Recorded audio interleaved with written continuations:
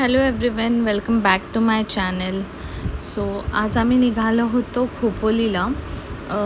Actually ही खूप sudden आणि unplanned trip होती. मी लास्ट व्लॉग टाकला होता अलिबागचा. त्याच्यानंतर मी पनवेललाच थांबली होती मम्मी पप्पांकडे. आणि मग तर फ्रायडेला सुट्टी डिक्लेअर झाली नारळी पौर्णिमेची. तर मग मम्मी पप्पा म्हणाले चला आपण एक छोटी ट्रिप करून येऊयात. त्यासाठी मग म्हटलं चला लोणावळ्यालाच जाऊयात. तर लोणावळ्याला जाण्यासाठी निघालो होतो आणि सगळ्यात पहिला स्टॉप आम्ही घेतला खोपोलीला गजानन महाराजांच्या मठामध्ये. तर त्या मठामध्ये मी आधी खूपदा जाऊन आले, पण मला तिथे जायला आवडतं. तिथे गेल्यावरती एक वेगळीच प्रसन्नता भेटते मनाला. कितीही वेळा जाऊन आलं तरी असं वाटतं की तिथे जावंच. तर आम्ही तिथे फायनली पोचलो. आतमध्ये फोटोग्राफी आणि व्हिडिओग्राफी अलाउड नव्हती, पण जेवढं पॉसिबल होतं तेवढं मी शूट केलं. आणि इथे पोचल्यावरती एवढी शांतता आहे ना, म्हणजे तुम्ही आता हे पाणी बघा, डोंगर, फॉग आणि त्याच्यामध्ये हा मठ आहे. इतकं सुंदर वाटत होतं तिथे पोचल्यावरती. आणि त्यात आम्ही वीकडेजला गेलो होतो, तर त्यामुळे तिथे अजिबातच गर्दी नव्हती. आणि समजा गर्दी असेल तरी पण तिथे गेल्यावरती पीसफुलच वाटतं. खूप सुंदर आहे हे. तर तुम्ही कधी गेला नसाल इथे खोपोलीला गजानन महाराजांच्या मठामध्ये तर नक्की विजिट करा. खूप चांगली जागा आहे, खूप छान मठ आहे हा. त्यानंतर आम्ही आतमध्ये गेलो. चप्पल ठेवण्यासाठी इथे फक्त पर पर्सन 1 रुपये घेतात. तर ते केलं, आतमध्ये आलो, दर्शन घेतलं.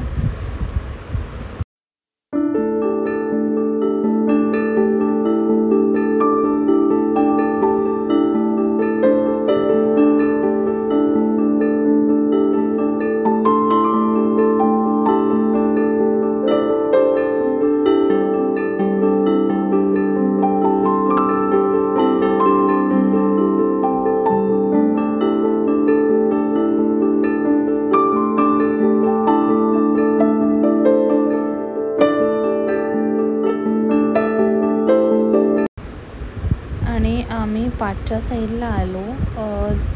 इथे गजानन महाराजांनी समाधी घेतली आहे. थोडंसं वरती चढावं लागतं, पण पावसाळ्यात शक्यतो तिथे सोडत नाहीत. त्यामुळे आम्ही तिथेच थांबलो, थोडेसे फोटोज वगैरे काढले आणि त्यानंतर आम्ही निघालो लोणावळ्याला जाण्यासाठी. आणि आम्ही फायनली पोचलो लोणावळ्यामध्ये. तर इथे तुम्ही जसं बघू शकता, प्रत्येकजण इथे थांबलं होतं हा व्ह्यू एन्जॉय करण्यासाठी, फोटोज काढण्यासाठी. इतकं छान वाटत होतं ना. मी तर त्या डोंगर, फॉग आणि ते दऱ्या वाहत आहेत त्यामध्ये हरवून गेली होती. आणि आमचा प्रवास आजचा जुन्या मुंबई पुणे हायवेवरून करत होतो आम्ही, कारण आम्हाला व्ह्यू एन्जॉय करायचा होता. पण तुम्ही आता बघू शकता खाली इतकं ट्रॅफिक लागलं होतं. तर म्हणजे आम्हाला असं वाटलं की बरं झालं, चांगला डिसिजन होता की आम्ही जुन्या मुंबई पुणे हायवेवरून आलो. लोणावळ्याला आलो आणि माकडं नाही आहेत असं तर होणार नाही. सो इथे खूप सारे माकडं होते आणि त्यांच्यापासून खूप सावधानी राहावं लागतं. तर ही हिरवळ बघा तुम्ही, म्हणजे इतकं सुंदर वाटतं ना. इथून निघावंसंच वाटत नव्हतं, पण फायनली म्हटलं की आपण निघूया तिथून, कारण आपल्याला पुढचं स्पॉट्सही कवर करायचे आहेत. तर त्यासाठी आम्ही निघालो तिथून आणि दुसऱ्या एका स्पॉटला थांबलो. इथे थांबलो आणि हा व्ह्यू बघा तुम्ही, म्हणजे सगळीकडे फक्त आणि फक्त हिरवळ, फॉग आणि हलकी थंडी होती. आणि लकीली त्या दिवशी पाऊस नव्हता. तर कारण पाऊस नव्हता म्हणून आम्ही गाडीतून उतरून सगळा व्ह्यू एन्जॉय करू शकलो आहे. तर खूप छान वाटत होतं आणि शार्वी खूप छान एन्जॉय करत होती, तिलाही खूप छान वाटत होतं. आणि हा व्ह्यू बघत बघत आम्ही सगळ्यांनी मस्त चहा घेतला.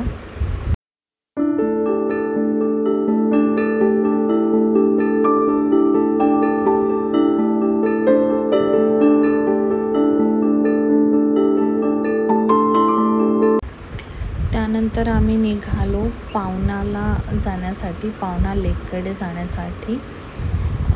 ते कॅम्पिंगसाठी खूप छान आहे असं मी ऐकलं आहे, बट मी कधीच तिथे गेली नव्हती.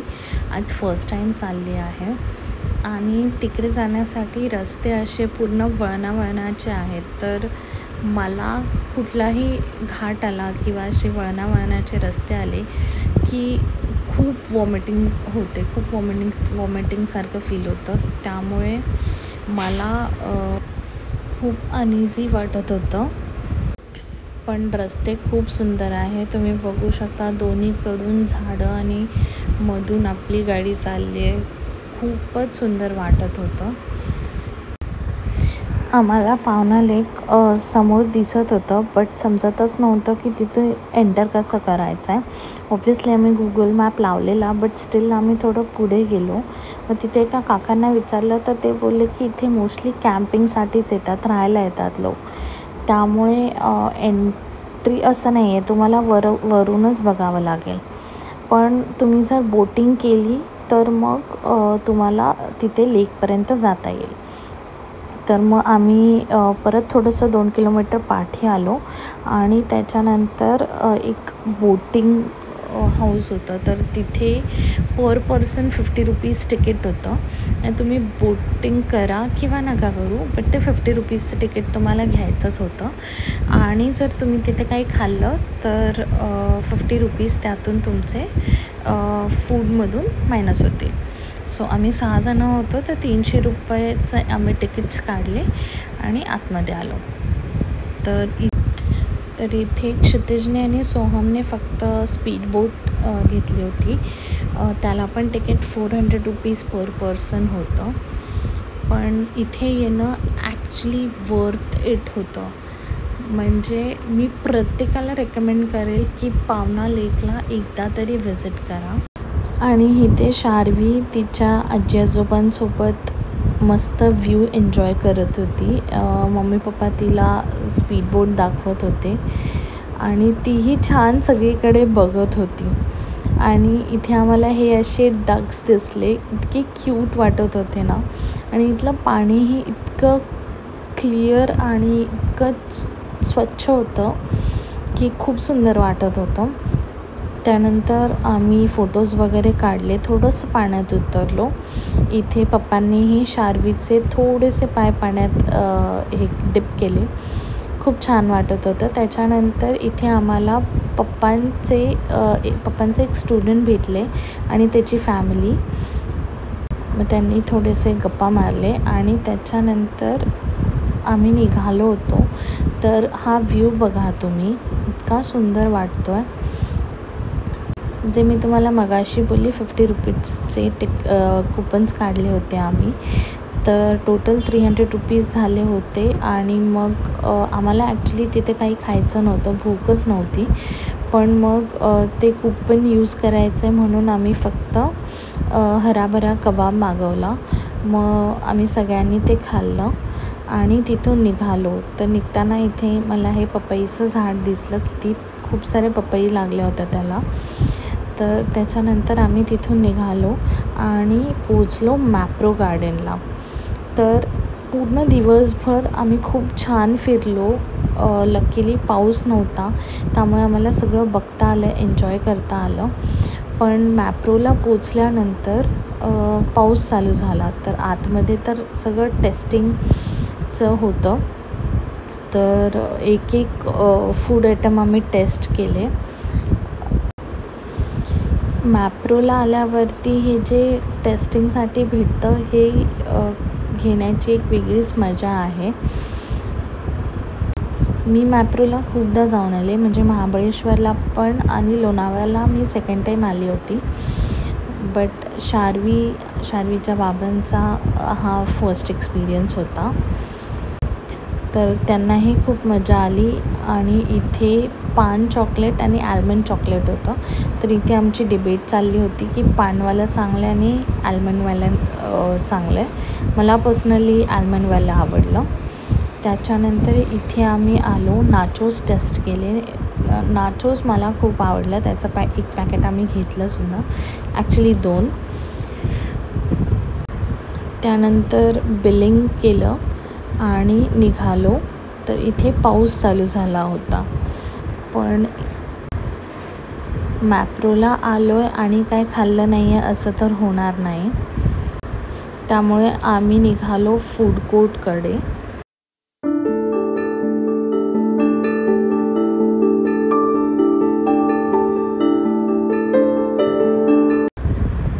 आणि इथे ही मॅप्रोची गाडी आहे.